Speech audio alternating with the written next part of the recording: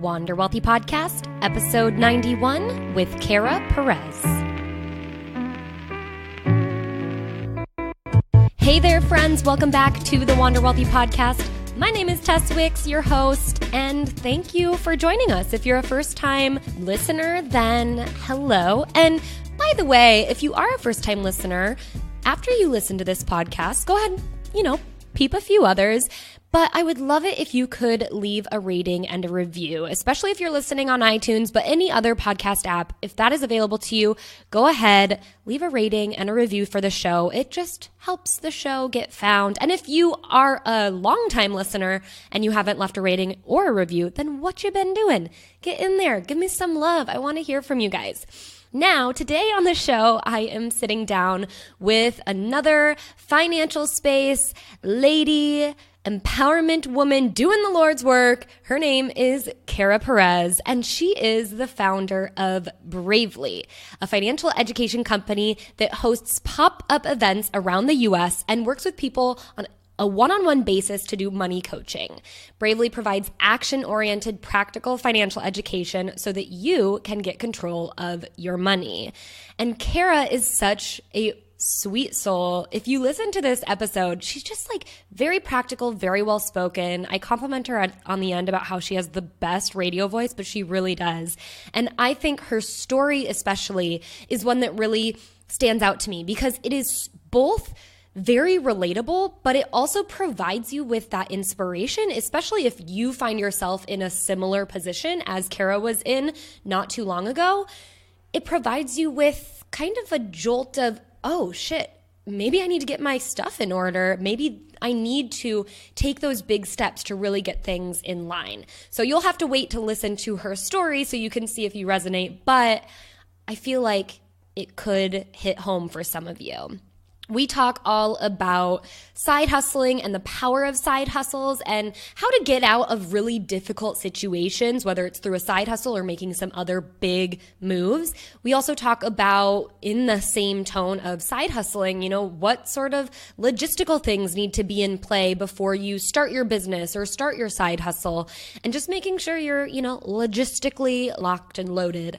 And of course, Kara shares her personal money situations with us. I love this part of the show because I think it opens the doors and gives everyone else a view of just, okay, this is how they're doing it. And it helps you kind of engage better and know if you're doing it this way or if you're not. We're all trying to figure it out. We're all in this together. So that's what you have in store for this episode. So let's just dive on in. Here is episode number 91 with Kara Perez. Kara, welcome to the Wander Wealthy Podcast. I'm super excited to have you, and I've already gone ahead and done your professional bio, but I know the work that you do is super cool, and I would love for you to, as if we were just meeting out at a bar, I'd love for you to tell me what it is that you do and why it might interest me. Yeah, I'm so jazzed to be here. Thank you for having me. And if we were out at a bar, I would be drinking my vodka tonic and say, I'm Kara. I have a financial education company for women called Bravely.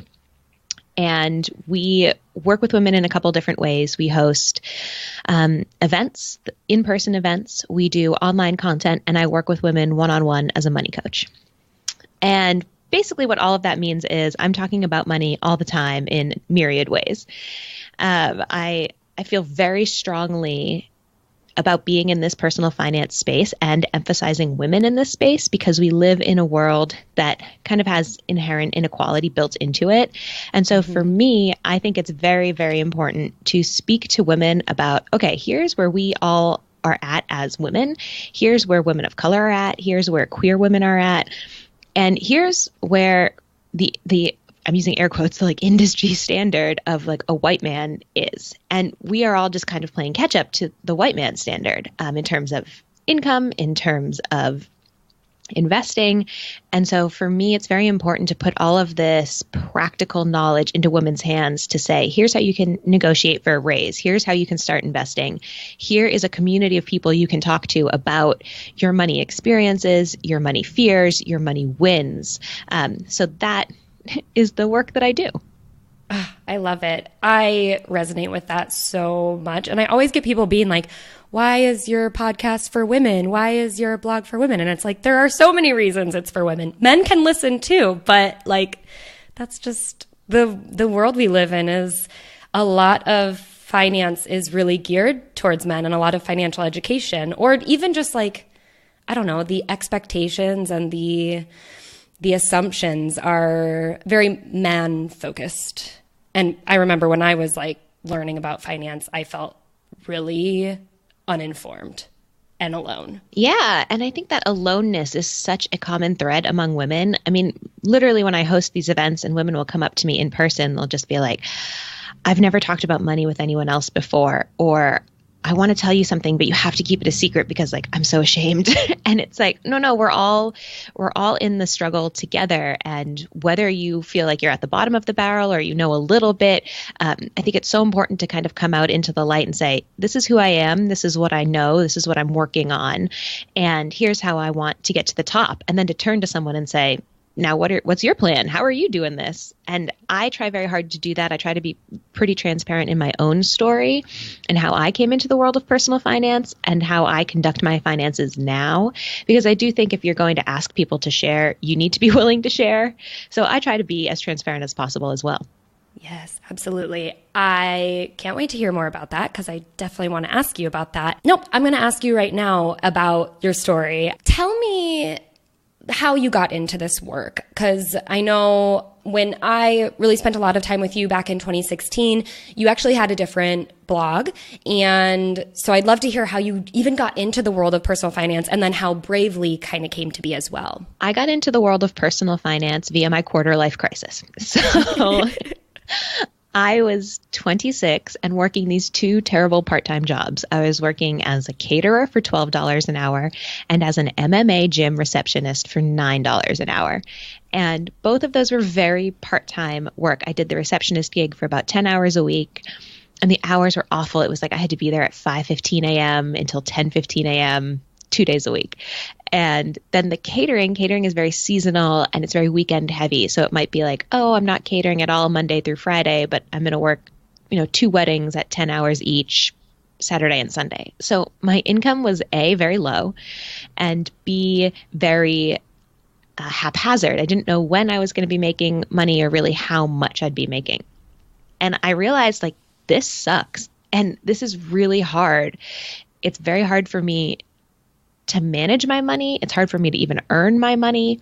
I had student loan debt at the time. I graduated college in 2011 with a little over $25,000 in student loan debt. And I still had about $19,000 when I had my quarter life crisis in student loan debt. And this was 2014. That year I made $18,000. And so it was just like, oh God, this is terrible. Any way you cut it. And I'm watching all my friends get promotions at their first jobs, or I was living with a good friend at the time who was like, I'm going to take some time off and just travel. And I was like, wow, I will never be able to do that at the rate that I'm going. Mm-hmm. So I literally was lying in bed one day and Googled how to pay off student loans faster, because for me, the biggest source of stress and fear and embarrassment came from my debt. I just felt like an alien and a bad person for having debt, even though now I know how common debt is. At the time, I felt very alone with it. Mm-hmm. And that Google search brought me to the world of personal finance blogs. And I found all of these people talking about money and writing about how they were paying off their student loans, how they were paying off their mortgages, what a side hustle was, people who are retiring early and investing all of this money. And I was like, whoa, here's this whole world of people who are talking about money, who are good with money, or who maybe aren't that good with money, but are learning. Like, I can be one of them.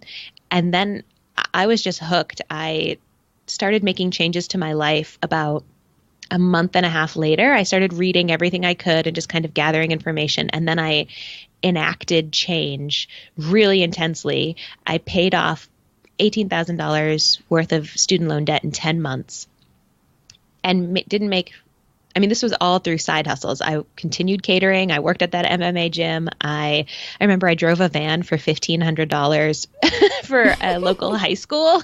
I would pick up the golf team and drive them to golf practice and then drop the van back off, and they paid me $1,500. That's amazing. The hustle was so real. I just did anything that paid money. And so managed to increase my income from that $18,000 to $32,000 in 2015. And I paid off that $18,000 and was like, oh my God, like I'm debt free. This is amazing. And I had blogged about it. I started blogging, I guess like December 2014 under my old blog, From Frugal to Free, because I was like, I'm hella frugal and I'm reaching for financial freedom.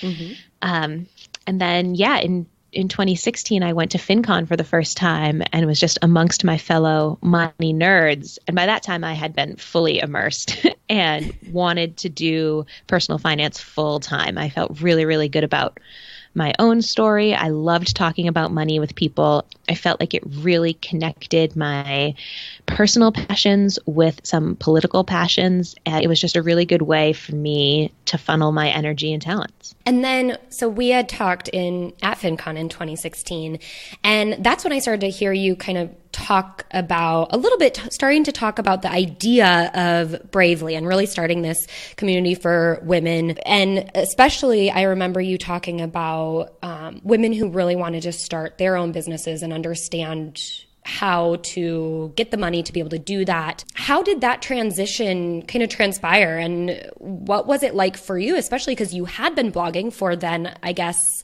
maybe like a year to 2 years to do kind of a start over and then start Bravely? Yeah, you really were there as the idea was germinating in my brain. We were staying in a houseboat and you were talking about this, I remember.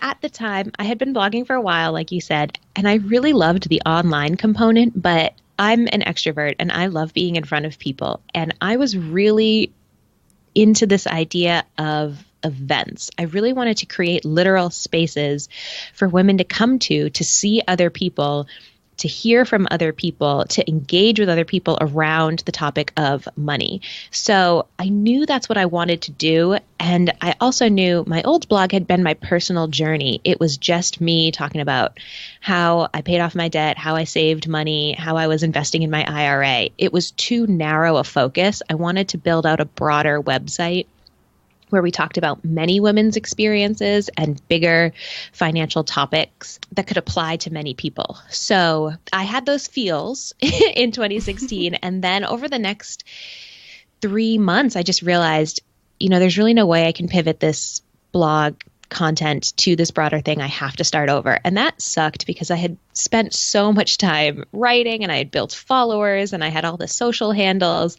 but just had to do it. So I settled on the name Bravely because for total money newbies, it does take a lot of bravery to face your finances. If you have fear around money, or if you have shame around money, or you just like straight up don't know, even if you're making really good money, but you're like, I feel intimidated by the next step, it takes bravery to look at it and say, I'm going to handle this. I'm going to learn about this. So I wanted a name that acknowledged the courage that it took, as well as Bravely, it's an adverb. I wanted it to be like, and we take action about that. So then I got all those social handles and I sold my old blog, which was really cool. Not for very much money, but I was like, damn, I built something that someone wanted to buy. Like, I guess I'm officially an entrepreneur. I love that. Yeah, thanks. And I put that money as well as some personal savings towards Bravely's startup. And I'll tell anyone, I started Bravely with $3,300. Not very much, but enough to get my new website up and running, enough to pay to get my LLC formed and to do the paperwork around that. And then held my first event in January 2017. We had 75 people show up. And I was like, oh, this is a thing. Like, people want this. Yeah. And I think that's so cool and such a great story to tell is it doesn't, it takes a lot of bravery and a lot of, being willing to put yourself out there. And it's funny because now I think you would resonate with this, where now the things that we do, other people will see and go, I can't believe you can get on camera or even talk on a microphone every single week. And after you do it and do it and do it, it gets easy. But it is the hard part to get started. But the easy part is it doesn't take a lot of money these days to start a business. Obviously, you have to have savings. You have to, especially if you're going to leave your full-time job, you have to have that in information. But when it comes to starting a website, filing your LLC and just getting the ball rolling, you pretty much just need it. You can be scrappy about it. And that's really cool about the world that we live in, I think. Yeah, I do think we're living in the most democratic business age we've kind of ever seen, because all it really does take is a good internet connection and some cash on hand to start a business. I'm not saying you're going to start the next Snapchat, but maybe. And yeah, I mean, I managed to hang on to most of my startup capital for the first year because I would trade my time to get venues for events, or people would just donate things. I mean, never, ever be afraid to ask. I asked for everything in my first year. I still ask for a lot of stuff from people. And a lot of people want to give. So there's absolutely nothing wrong with taking them up on that offer. And that totally enabled me to we did 8 events in the first year. And without people's generosity and just eagerness to be involved, I couldn't have done that. So I think it's a really exciting time to kind of pursue your own thing. All right, we're going to get into the tangible tips. Some of them are specific to money, personal finance, and then some are more specific to business. But I'd love to kind of go back to your story. And in your story, you talk about the feeling of being trapped in your current income and your current financial situation.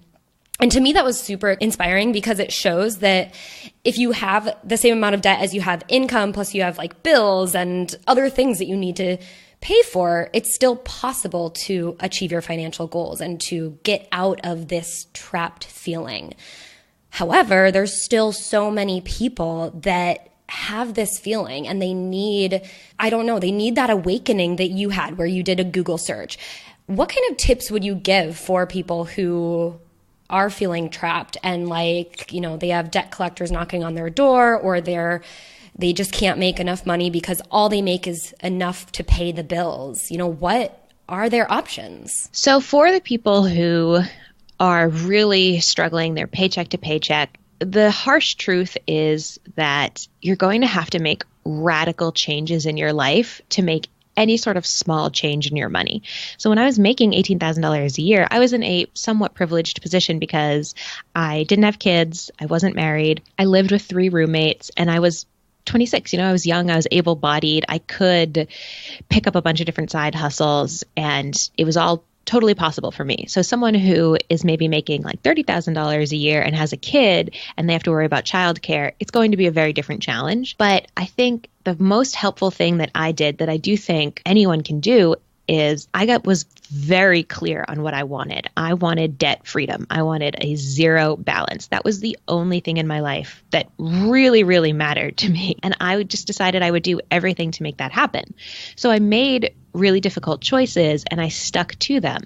Now, I also only had $18,000 in student loan debt.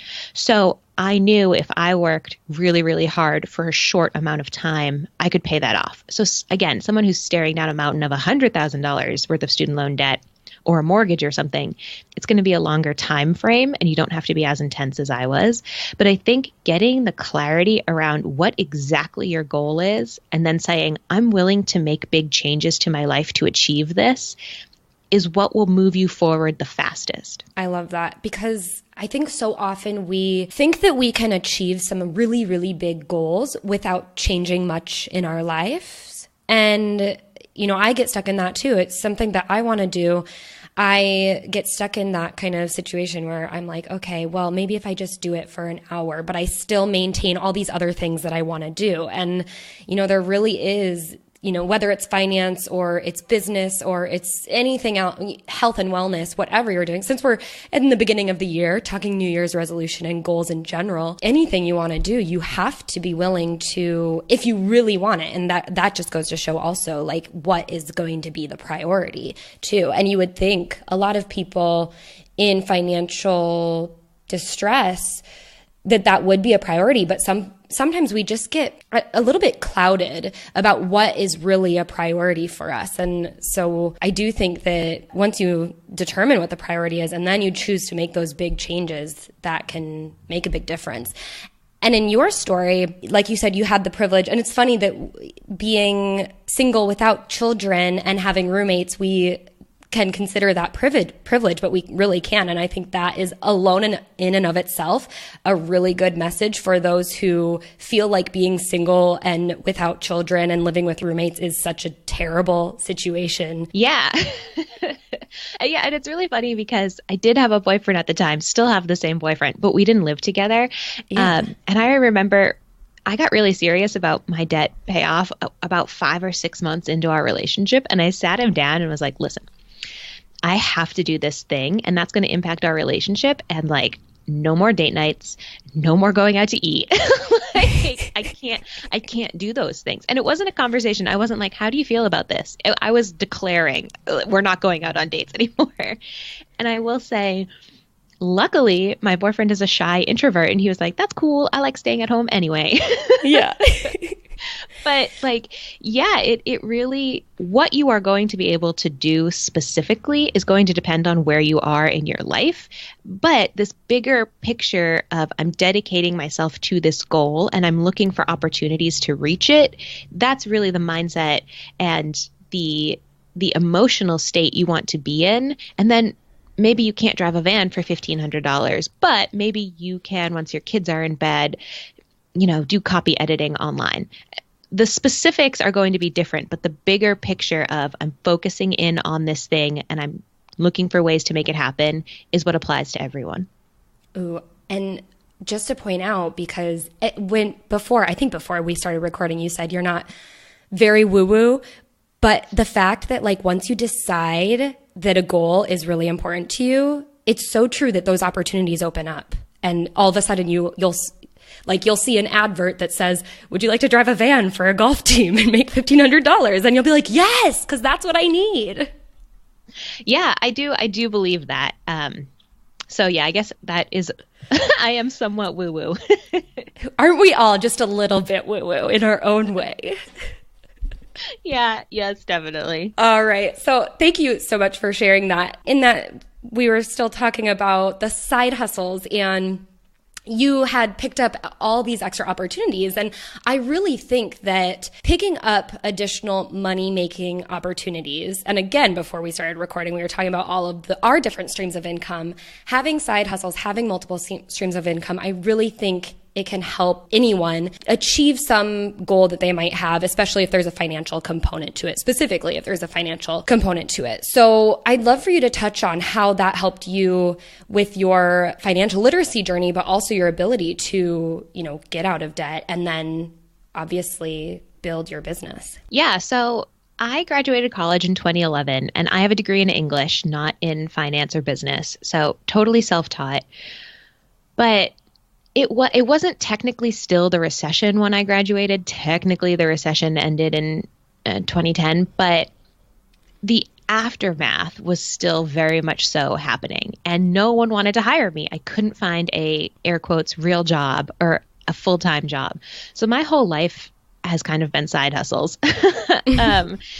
But, when you're making such a tiny amount of money like I was, and I was only working these 2 very part-time jobs, I had a lot of time to fill. So the side hustle made so much sense for me because it was flexible. It worked with my other existing jobs. I didn't have to give anything up. It just felt like opportunity.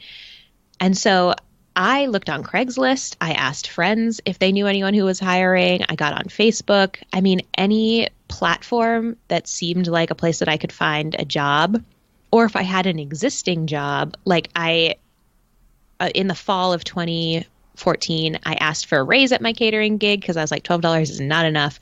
I wanted to create more streams of income by picking up more jobs, but I also wanted the jobs that I currently had to work better for me.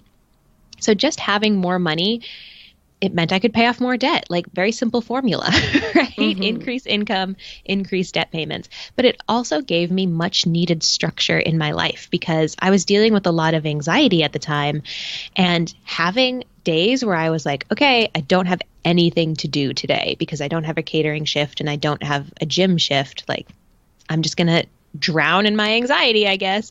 But then it was like, okay, no, I know I have to be at this high school to pick up the van at 1. What am I going to do beforehand? Oh, well, I guess I'll write a blog post. Or maybe I'll look for, I also did social media editing and scheduling and kind of freelance work. So, maybe I'll see if there's anything I can schedule today. It helped provide day-to-day structure for me, and I thrive with structure. So then I felt like, okay, I have a purpose. I have something I'm doing. And then it became a game. How can I maximize what I'm earning? How can I maximize what I'm spending? How can I cut back in this area? So for me, it was a really transformative time. It showed me what I'm capable of, what I can do. You know, the entrepreneur's motto is, use what you have for as long as you can. And I was like, oh, wow, I'm really, really good at taking a little bitty tiny thing and squeezing every last bit out of it, which has served me well in running Bravely. So I would say the biggest thing that side hustling did for me was teach me how to work.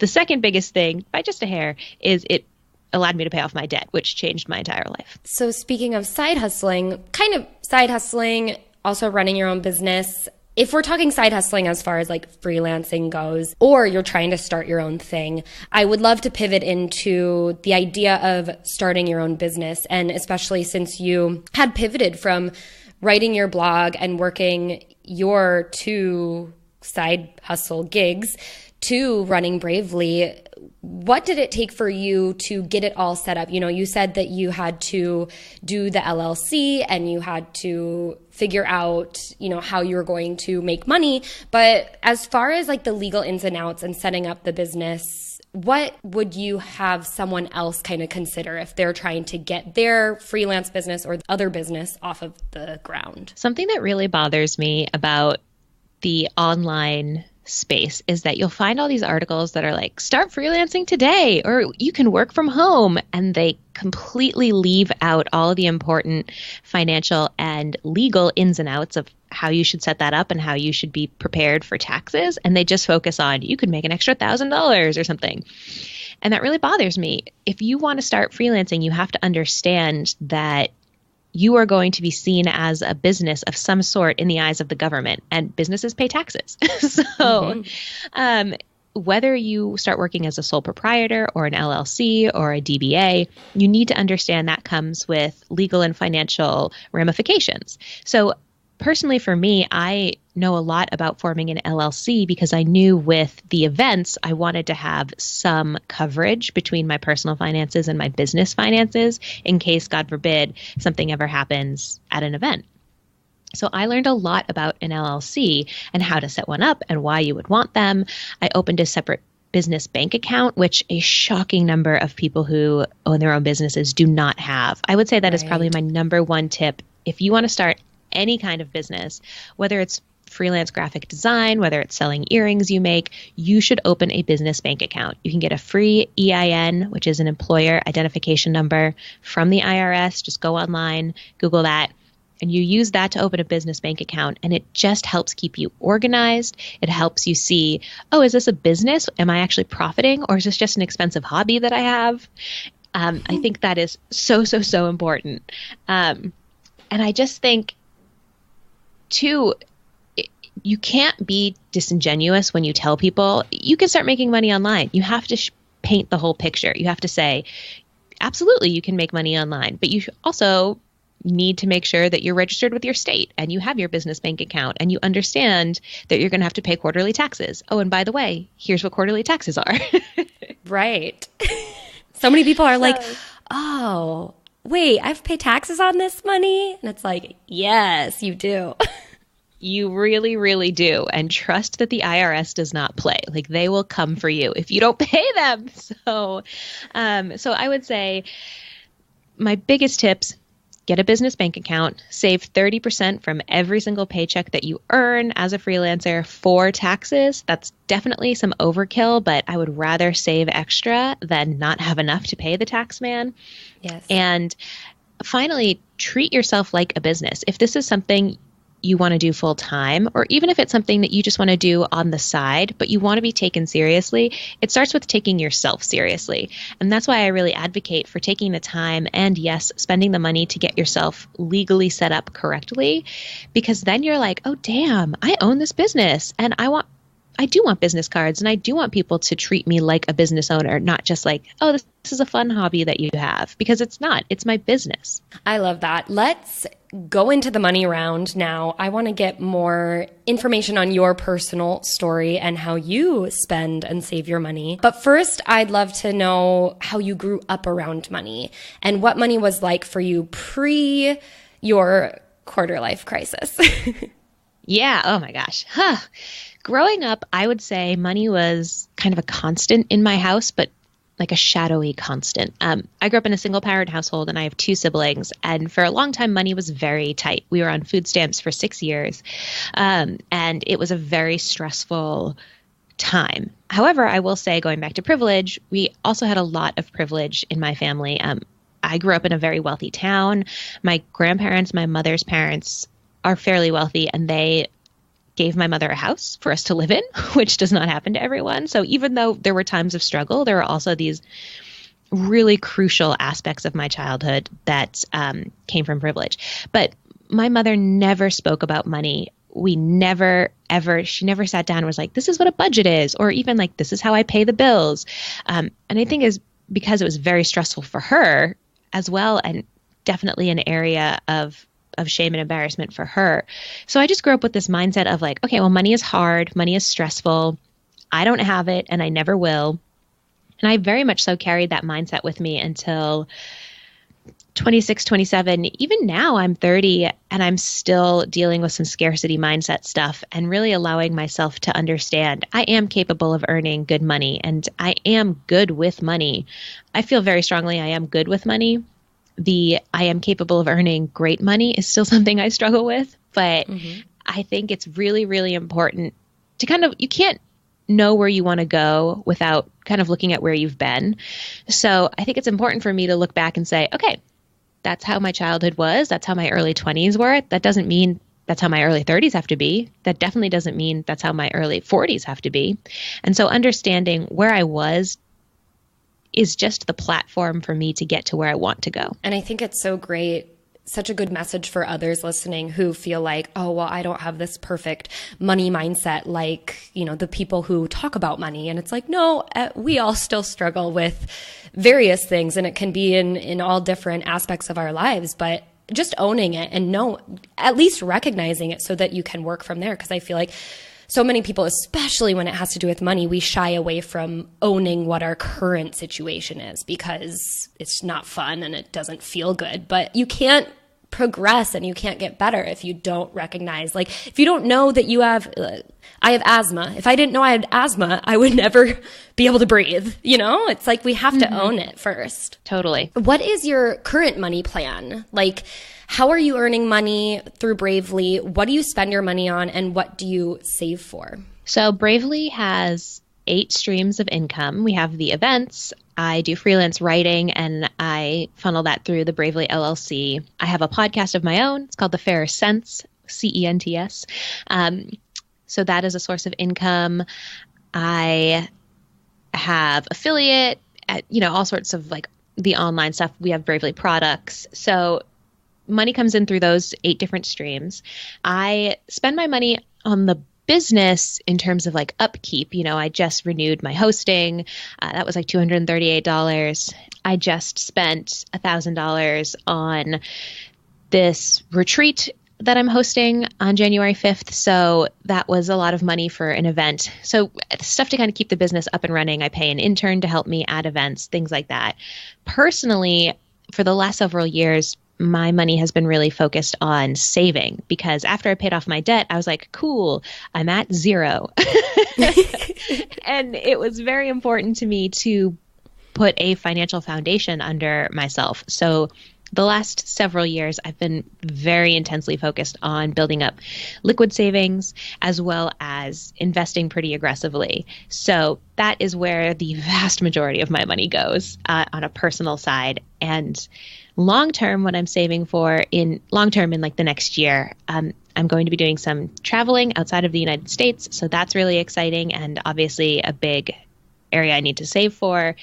I also am saving for a house. Very cool. What is your long-term, like long-term plan for your money? What would you really like to be able to do with your money if you were to dream big? I mean, I want to be Oprah. I tell people that I really want Bravely to grow into a very multi-dimensional business. And I want to be in a position, I mean, I don't necessarily need Oprah's personal wealth. I feel like I'm probably one of like 10 people in the personal finance community that doesn't really care about becoming hella rich. Like being super duper rich is nice because it means you're really powerful in our world.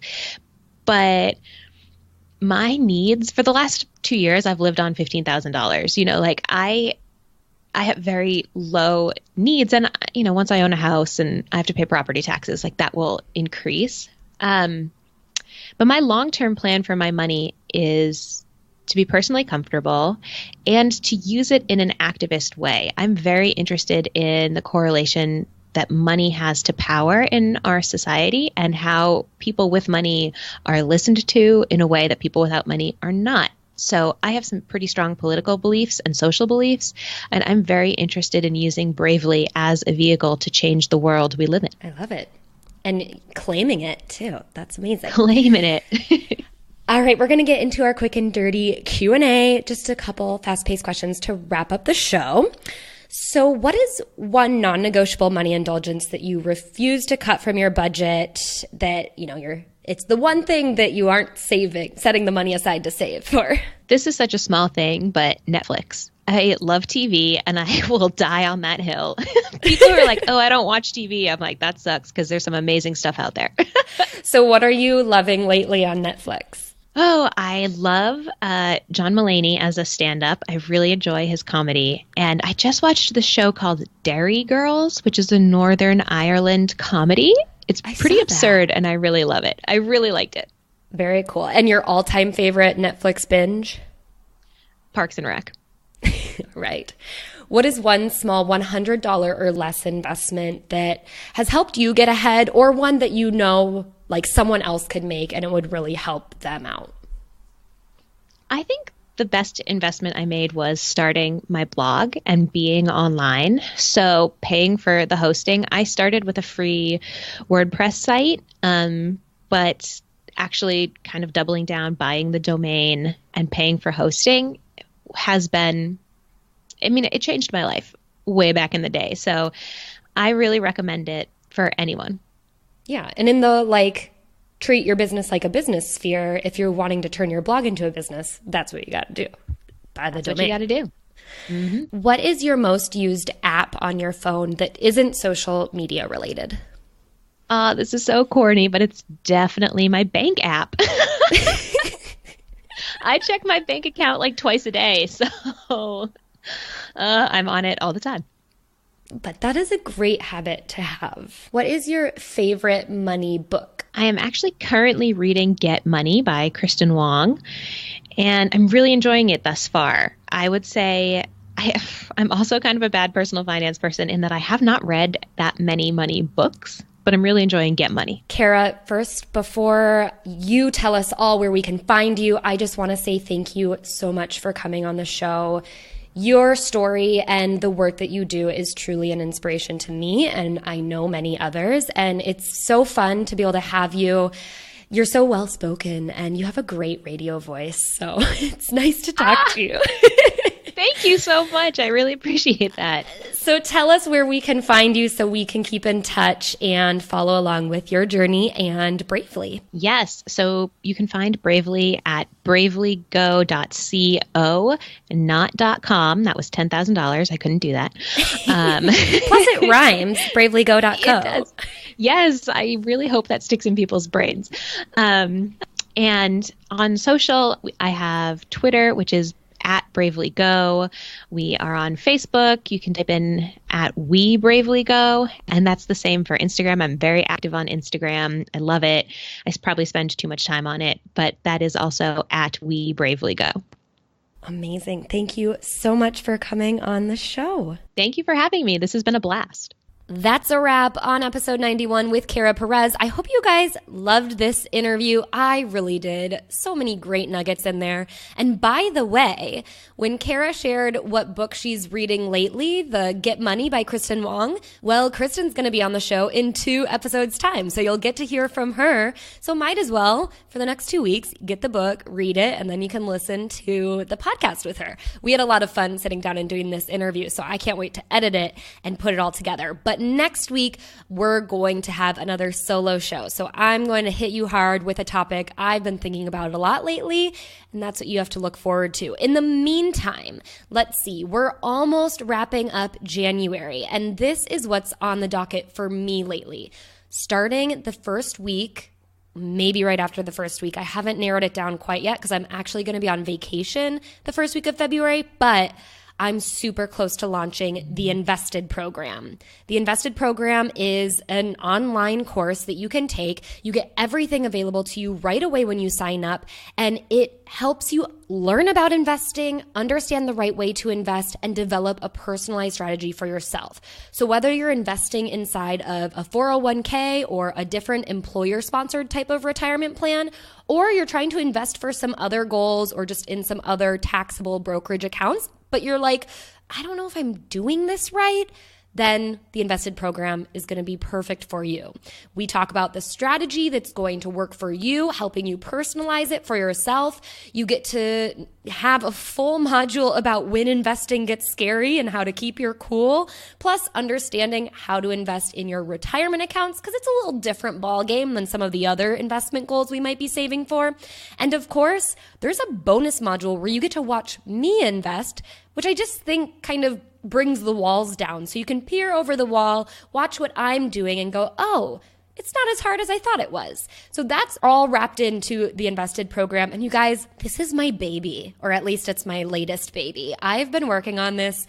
I put so much love and care into it, and it is something, I think it's the best thing I've ever created. Now, here's the deal. You don't have to just jump right into the Invested program, especially if you're not ready. And in the meantime, because we have a couple weeks to go before it's open to the public, you can actually get into my free investing boot camp, which is kind of a mini version of the Invested program. Over the course of 10 days, I'll send you 8 emails. You get 2 rest days because, come on, it's investing. I don't want to overwhelm you. And I'm going to just share snippets of investing tips and ideas, things that you might want to consider implementing in your life, or just, education around investing. And you can get in there by going to wanderwealthy.com/invest. If you want to hop right onto the waiting list for the Invested program, you can go to wanderwealthy.com/invested with an ED at the end. And yeah, it's going to be a fun time. I'll probably be doing a launch day discount, so make sure you get on either the wait list or get inside the boot camp, because that's how you will know about this. And I can't wait to help you become wealthier through investing. Okay, that's it. I'm going to end it there. This was so much fun. I hope you guys are having a wonderful day, and you're going to have a wonderful rest of your week, and go out there and wander wealthy.